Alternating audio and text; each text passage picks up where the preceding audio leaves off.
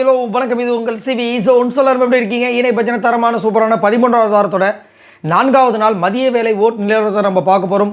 இந்த நிலவரம் கலவரமாக மாறி இருக்கா அப்படின்றத பொறுத்து இருந்தால் பார்க்கணும். அதுக்கு முன்னாடி பார்க்குற எல்லாரும் நம்மளோட சேனலை சப்ஸ்கிரைப் பண்ணிட்டு பாருங்கள், லைக் பண்ணுங்கள், கமெண்ட் பண்ணுங்கள், ஷேர் பண்ணுங்கள். இப்போ வாங்க அந்த வீடியோக்குள்ளே போகலாம். ஸோ முதல் எல்லாருக்கும் நியூ இயர் எப்படி போயிட்டுருக்கு அப்படின்றத மறக்காம கீழே கமெண்ட்ஸ் பண்ணுங்கள். எனக்கு சூப்பராக போயிட்டுருக்கு. நைட்டு 4 மணிக்கு தான் வீட்டுக்கு வந்தோம். ரொம்ப என்ஜாய்மெண்ட்டாக இருந்தது. ஸோ உங்களோட விஷயங்களையும் பதிவு பண்ணுங்கள். அது மட்டும் இல்லாமல் ஒரே ஒரு வார்த்தை சொல்லி ஆகணும். என்னென்னா, நம்ம விஜய் பார்வரோட அம்மா ஒரு விஷயம் சொல்லியிருப்பாங்க சோஷியல் மீடியாவில். அந்த ஸ்டேட்டஸ் பீயிங் பாரு இஸ் நாட் ஒரு அதாவது ஒரு விஷயமே, அதாவது ஒரு ரொம்ப கஷ்டமான ஒரு விஷயம். பீயிங் பாரு இஸ் ரொம்ப கஷ்டமான ஒரு, அதை புரிஞ்சுக்குங்க.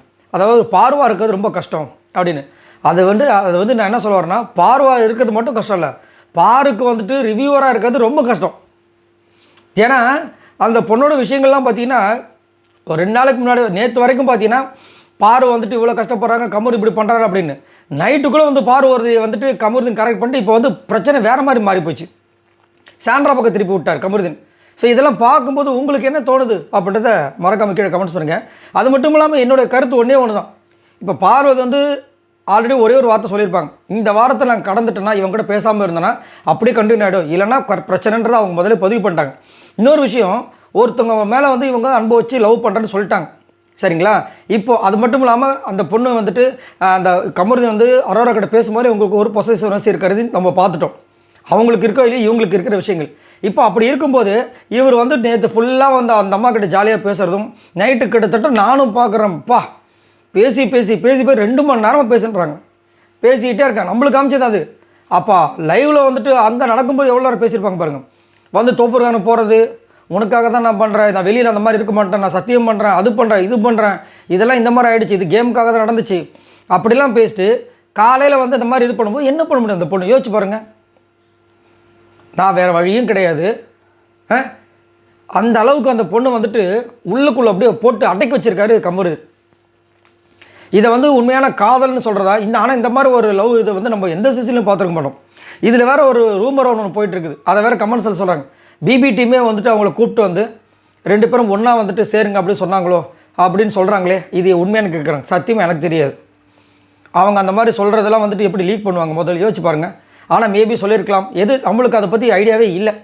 ஆனால் அவங்க கேட்குறாங்க. ஸோ இது மாதிரி ஒரு டவுட் வருது பார்த்தீங்கன்னா, அதாவது விலகணும்னு இருக்கிற ஒரு பொண்ணு திடீர்னு பார்த்தீங்கன்னா காலையில் இப்போ நைட்லாம் அந்த நிகழ்வுகள் எதுவுமே பார்க்காம காலையில் விஜய் பார்வதியும் கமருதீன் பேசக்கூடிய விஷயங்கள் இந்த ப்ரொமோவில் பார்த்தீங்கன்னா லாஸ்ட்டாக 2 பேரும் சிரிச்சிட்டு ஓடும்போது அதெல்லாம் பார்க்கும்போது நம்மளுக்கு ஒரு சில பேருக்கு எப்படி தோணுனா, என்ன இந்த பொண்ணு கமருதீன் கூட சண்டை போட்டு இருந்துச்சு, அவன் எவ்வளோ இது பண்ணுறான், திரும்ப காலையில் பேசிகிட்டு இருக்கு, இந்த பொண்ணுக்கு அறிவு இருக்கா இல்லையா, அப்படி தானே வரும்.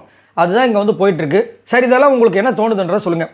ஸோ ஃபர்ஸ்ட் பிளேஸில் யார் இருக்கா அப்படி பற்றி நம்மளுடைய கானாவனத்து இருக்காங்க.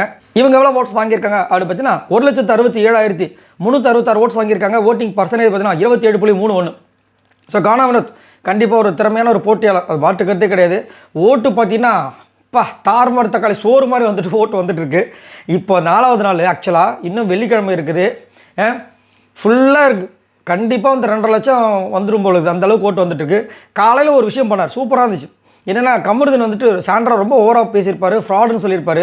ஏன்டா நீ ஃப்ராடுன்னு சொல்லுவேன், அதுக்கப்புறம் அந்த பொண்ணுக்கிட்ட சாரி கேட்கும்போது அந்த பொண்ணு காதை மூடிட்டு போனால் அதுவும் கலாய்ப்பியா? இதே நான் உன்னை ஃப்ராடுன்னு சொன்ன நீ கம்முன்னு இருப்பியா? ஸோ செம்மையாக இருந்துச்சு அந்த கேள்வியில், சூப்பராக இருக்குது. ஸோ கானாவனத்துக்கு நிறைய ஓட்டும் வந்துட்டுருக்கு. அது மட்டும் இல்லாமல் இன்றைக்கி டாஸ்க்கு நம்பர் 6ல் செம்மையான ஒரு பர்ஃபார்மன்ஸை கானாவனத் பண்ணி கடைசியில் இருக்கிற ஒரு அந்த மார்க்கை டப்பான்னு அடித்து தூக்கிட்டு 4வது 5வது சம்திங் இதில் வந்திருக்காரு நம்ம வினோத். பயங்கர மாசு. வினோத்தை பற்றி என்ன நினைக்கிறீங்கன்னு சொல்லுங்கள். 2வது பேஸ் பார்த்தீங்கன்னா திவ்யா இருக்காங்க. இவங்க எவ்வளோ ஓட்ஸ் வாங்கியிருக்காங்க அப்படின்னா 1,23,227 ஓட்ஸ் வாங்கியிருக்காங்க. ஓட்டிங் பர்சன்டேஜ் பார்த்தீங்கன்னா 20.1. திவ்யாவோட கேரக்டர் பார்த்தீங்கன்னா அப்பப்பப்பா ரொம்ப கஷ்டங்க. அதாவது கூட ஃப்ரெண்ட்ஸாக இருக்கிறது ரொம்ப கஷ்டம். இப்போ நேற்றுலேருந்து பார்த்தீங்கன்னா பார்வதியும் திவ்யாவும் ஒன்றா இருக்காங்க, ஃப்ரெண்ட்ஸாக பேசிக்கிறாங்க. ஆனால் பேசும்போது நிறைய வன்மங்களை கக்கிட்டே இருக்காங்க. அதுவும் பண்ணிவிட்டு அந்த நாக்கு நட்டுறதை மறுபடியும் கலாய்க்கிறது அவங்க பார்க்கலையாமா. அப்புறம் மக்கள் பார்க்கலையா? நீங்கள் யாரை ஏமாத்துறதுக்கு அதை பண்ணுறாங்கன்னு சத்தியமாக புரியல. ஒன்று பாரு கூட ஃப்ரெண்டாக இருங்க, நல்ல ஃப்ரெண்டாக இருங்க, இல்லையா விரோதியாக இருந்துருங்க. அந்த பொண்ணு ஃப்ரெண்ட்ஷிப்பாக அட்டாக் பண்ணுறது, சாப்பாடு விஷயம், குறிப்பாக சாப்பாடு விஷயத்தில் ரொம்ப ஓவராக அவங்கள அசிங்கப்படுத்துகிறாங்க. ஏன்னா அவங்க சோறு போகிற இடத்துல இருக்காங்க. இந்த மாதிரி கனி கூட உண்மையிலே அப்படி பண்ணதில்லை. கனி வந்து அவ்வளோ விஷயங்கள் அது இதுன்னு பேசுகிறாங்க. ஆனால் கனி கூட வந்து சாப்பாடு விஷயத்தில் அந்த மாதிரி பண்ணவே மாட்டாங்க. ஆனால் இவங்க வந்துட்டு சாப்பிட்டல எந்திரி, உனக்கு அவ்வளோதான் கொடுக்க முடியும், கொட்டிக்கிட்டல அப்படின்னு பேசுகிற விஷயங்கள்லாம் என்னமோ அவங்க வீட்டில் இவங்க உட்காந்து சாப்பிட்ற மாதிரி இருக்குது. எல்லாருக்கும் சமமான வீடு, எப்பயுமே வந்து வடித்து கொட்ட போகிறதும் கிடையாது. அது அவங்களுக்கு ஒரு வேலை, அதுக்கு தான் வாங்குறாங்க துட்டு. அதே இது இவங்க வாடனாக இருக்கும்போது எல்லாருக்கும் சமைச்சு போடும்போது சாப்பிட்டாங்களே, பேசிட்டு கலாச்சிட்டு என்னன்னு ஒன்றும் புரியல. இதை பற்றி உங்களோட கருத்துக்களை சொல்லுங்கள். இப்படி பண்ணியும் திவ்யாவுக்கு ஓட்டு வருதுன்னா டவுட் வருமா வராது? இப்போ வினோத் வந்து ஏதோ ஒரு விஷயம் பண்ணுறாங்க, அவருக்கு ஓட்டு வருது, ஓகே. திவ்யாவுக்கு இவ்வளோ ஓட்டு வருது, மறக்காம கீழே கமெண்ட்ஸ் பண்ணுங்கள். மூணாவது பேஸ் பார்த்தீங்கன்னா பார்வதி இருக்காங்க. இவங்க எவ்வளோ ஓட்ஸ் வாங்கியிருக்காங்க அப்படின்னா 68,693 ஓட்ஸ் வாங்கியிருக்காங்க. ஓட்டிங் பர்சன்டேஜ் பார்த்தீங்கன்னா 11.21. ஸோ பார்வதிக்கு வர ஓட்டு வந்துட்டு சூப்பராக வந்துகிட்டே இருக்குது, அது மாற்றுக்கிறது கிடையாது. அஃபிஷியலாகவும் பார்த்தீங்கன்னா பார்வதிக்கு சரியான ஓட்டு வந்துட்டு இருக்கு. இப்போ என்னென்னா பார்வதியை வச்சு யாரெல்லாம் முன்னுக்கு கொண்டு வர முடியுமோ அந்த மாதிரி ஒரு விஷயம் தான் போயிட்டுருக்கு. பார்வதியால் இப்போ சாண்ட்ரா உள்ள வரப்போறாங்க, அதான் உண்மை. நான் ஆல்ரெடி சொல்லியிருப்பேன் சாண்ட்ரா கண்டிப்பாக வந்து டாப் 5ல வருவாங்கன்னு, அந்த விஷயங்கள். அதே மாதிரி கமருதீனுக்கு வந்து இப்போ ஒரு கெட்ட பேர் வந்துருச்சு. வீக்கெண்ட் எபிசோடில் கமருதீன் வந்து என்ன ஆக போகிறது தெரியல. அதுக்கு ஒரு முட்டுக்கட்டை போடுறதுக்கு இப்போ பார்வதி கமருதீன் வந்து சேர்ந்த மாதிரி ஒரு விஷயம் நடக்குது. ஆனால் பார்வதியோட நிலைமை வந்துட்டு ரொம்ப கஷ்டங்க. இந்த பொண்ணால் வந்துட்டு அதான் அது அந்த ட்ரோவில் பார்த்துருப்பீங்க, நீ பேசாமே இருந்திருக்கலாம்டா, நான் இப்போ மென்டலாகவும் நான் ஸ்ட்ராங்காக இருக்கணும், கேம்லேயும் கான்சன்ட்ரேட் பண்ணணும், இதுக்கு ஏன்னா நீ என்கிட்ட பேசினேன், நான் வந்து உங்ககிட்ட சொன்ன விஷயத்தை வச்சு அவங்ககிட்ட போய் சண்டை போறிய, அவங்க எனக்காக எமோஷனலாக நின்று இருக்காங்கடான்ற, இதுதான் ஒரு விஷயம். ஆனால் ரொம்ப கொடுமைங்க இந்த பொண்ணு. இந்த மாதிரி பண்ணும்போது ரொம்ப வருத்தமாகவும் இருக்குது. அந்த பொண்ணு என்னென்னா இப்போ வந்துட்டு லவ் பண்ணுறேன்னு சொல்லிட்டாங்க, சரிங்களா? இந்த ஒரு விஷயம், அதாவது இந்த கேமுக்குள்ளே வந்த ஒரு விஷயத்துக்காக டக்குன்னு எப்படி விட்டு போக முடியும்? நாளைக்கு எதையோ சொல்லுவாங்க பார்த்தீங்களா, ஒரு கேமில் ஒரு பிரச்சனைன்னு வந்தோடனே 2 நாள் அவன் பேசினான், விட்டு போயிட்டாங்க பார்த்தீங்களா, அதுக்கு ஒரு குரூப் வந்து கிளம்பி வரும். ஏன்னா எப்படி எதை பற்றி பேசணும் நெகட்டிவாக அப்படின்னு ஒரு குரூப் இல்லை, இவங்களுக்கு ஆப்போசிட் இருக்கிற 8 குரூப் காத்துக்கிட்டு இருக்கு. ஒன்றும் சொல்கிறதுக்கு இல்லை.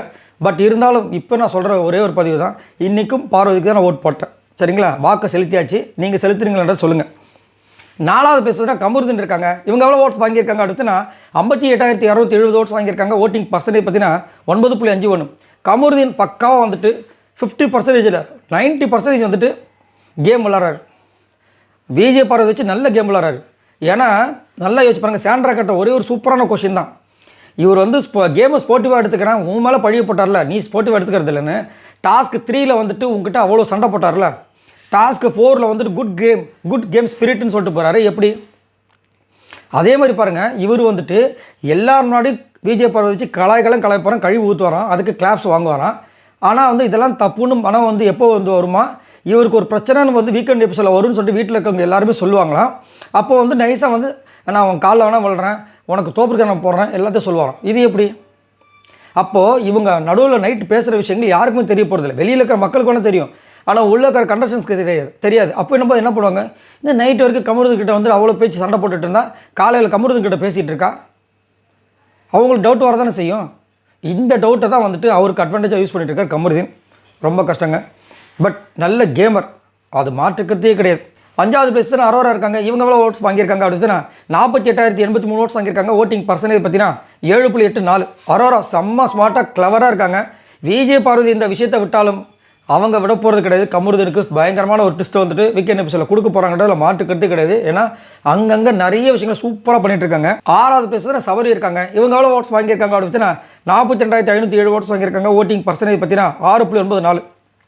சபரி சூப்பராக வந்துட்டு எங்கெங்கே எப்படி அதை தான் நான் ஆல்ரெடி சொன்னது. கனி போனதுக்கப்புறம் சபரியோட கேமே வேறு மாதிரி இருக்குது. இந்த சபரி தான் நம்ம எதிர்பார்த்தோம். எவ்வளோ அழகாக வந்துட்டு சப்போர்ட் பண்ணுற விஷயங்களாக இருந்தாலும் சரி. சாண்ட்ரா இன்னைக்கு உடையிறாங்க, நீ ஏன் உடையிற, எனக்கு உன்னை பிடிக்காதான் இல்லைன்னு சொல்லலை. ஆனால் நீ வந்து மற்றவங்களுக்கு நீ யாருன்னு சர்டிஃபிகேட் வாங்க வந்திருக்க, உனக்கு உன்னை பற்றி தெரியாது, இதுதான் அவ்வளோதான். இது வந்து அவங்களுக்கு மட்டும் இல்லை, எல்லாருக்குமே நம்மளை பற்றி நம்மளுக்கு தெரியும். மற்றவங்க சர்டிஃபிகேட் கொடுத்து தான் நம்ம வந்து பெரிய ஆள், நம்ம நல்லவங்க, நான் நல்லவன், எனக்கு தெரியும், நீ சொல்ல வேண்டிய அவசியம் கிடையாது, அவ்வளோதான். அதான் அழகாக வந்து சபரி சொன்னது சூப்பராக இருந்துச்சு. நேற்றுமே வந்து அடி வாங்கி கொடுமையாக இருந்துச்சு. அந்த இதெல்லாம் பார்க்கும்போது வழியில் அந்த பக்கம் ஒரு அட்டை இருக்குது, அதை கடிச்சார், கொடுமை. 7வது பிளேஸ் தான் சாண்ட்ரா இருக்காங்க. இவங்க எவ்வளோ ஓட்ஸ் வாங்கியிருக்காங்க அடுத்து 41,767 ஓட்ஸ் வாங்கியிருக்காங்க. ஓட்டிங் பர்சன்டேஜ் பார்த்தீங்கன்னா 6.81. இங்கே 7வது பிளேஸில் இருந்தாலும் கண்டிப்பாக வந்து எனக்கு தெரிஞ்சு சாண்ட்ரா வந்து டாப் 5ல் வருவாங்கன்ற மாதிரி தான் தோணுது. உங்களுக்கு என்ன தோணுன்னு சொல்லுங்கள். பட் உண்மையிலேயே வந்து ரொம்ப பாவங்க அந்த பொண்ணு. ஏன்னா விஜய் பார்வதிக்கு சப்போர்ட் பண்ண போய் கடைசியில் விஜய் பார்வதி திட்ட ஆரம்பிச்சிட்டாங்க. உன்னால தான் அவன் இந்த மாதிரி பேசுகிறான், நான் லவ் கேம்னு உங்ககிட்ட சொன்னான் அப்படின்னு சொன்னாங்க, இல்லைன்னு சொல்ல. ஆனால் அதுக்கு அவங்க பதில் சொல்ல முடியாது. ஆமான்னு சொன்னால் அவங்கள ஹர்ட் பண்ணுற மாதிரி ஆகிடும். இங்கே வந்து கமருதீனை வந்துட்டு உனக்காக நான் இருக்கேன் பாருன்றாங்க. என்ன பண்ணுவாங்க இவங்க இந்த இப்போ 2 நாள் இருப்பாங்க, அடுத்த நாள் வந்து கேமுக்காக திரும்ப அகேன்ஸ்டாக மாறினாலும் போச்சு. ஆனால் கமருதீன் லைஃப் பார்ட்னர் நான் உனக்காக வெளியில் இருக்கேன் பாருன்னு சொல்லிட்டு தோப்புறலாம் விட்டார். இப்போ இந்த பக்கமும் பேச முடியாமல் அந்த பக்கமும் பேச முடியாமல் அவங்க சாண்ட்ரா ஒன்னால தான் இங்கேன்னு சொல்லிட்டு கமருதீன் கூட ஒரு சண்டை. பாவம் அவங்க ஒரு பக்கம் அழுகுறாங்க. கொடுமை. 8வது பேஸ் பார்த்தீங்கன்னா விக்ரம் இருக்காங்க. இவங்க எவ்வளோ ஓட்ஸ் வாங்கியிருக்காங்க அப்படி பார்த்தீங்கன்னா 40,063 ஓட்ஸ் வாங்கியிருக்காங்க. ஓட்டிங் பர்சன்டேஜ் பார்த்தீங்கன்னா 6.54. விக்ரம் செம்ம ஒரு சூப்பரான ஒரு கேம். அது வந்து மாற்றுக்கிறதே கிடையாது. அது பாசிட்டிவாக நெகட்டிவான்றது வந்துட்டு ஒரு பெரிய விஷயம். பட் என்னை பொறுத்த வரைக்கும் நான் முதலேருந்து சொல்கிறது தான், கண்டிப்பாக ஒரு டாப் 5 இருக்க வேண்டிய ஆள். பட் ஓட்டு பார்த்தீங்கன்னா திடீர்னு ரொம்ப கம்மியாகி இப்போ வந்து வெளியேற நிலமையில் இருக்கார். ஆக்சுவலாக 2 பேர் அனுப்பணும் இந்த வாரம். என்ன நடக்க போது தெரியல. விக்ரம் ரொம்ப ஒரு கஷ்டமான சூழ்நிலை தான் இருக்கார். லாஸ்ட்டாக பார்த்தீங்கன்னா சுபிக்ஷா இருக்காங்க. இவங்க எவ்வளோ ஓட்ஸ் வாங்கியிருக்காங்க அப்படி பார்த்தீங்கன்னா 22,958 ஓட்ஸ் வாங்கியிருக்காங்க. ஓட்டிங் பர்சன்டேஜ் பார்த்தீங்கன்னா 3.74. சுபிக்ஷா இருந்து அடுத்த வாரம் பணப்பட்டி எடுத்துகிட்டு போவாங்கன்னு நான் ரொம்ப ஆசைப்பட்டேன். ஏன்னா அவங்களுக்கு தேவை, மணி நீடட். ஆனால் ஓட்டு பார்த்தீங்கன்னா சுத்தமாக இல்லை. என்ன பண்ண போகிறாங்கன்னு தெரியல. கஷ்டமாகவும் இருக்குது. உங்களோட கருத்துக்களை சொல்லுங்கள். சரி, இவங்களாம் மொத்தமாக அவங்க ஓட்ஸ் இது வரைக்கும் பார்த்தீங்கன்னா 6,12,934 ஓட்ஸ் வாங்கியிருக்காங்க. இதை பற்றி உங்களோட கருத்துக்களை சொல்லுங்கள். பாய் நண்பர்.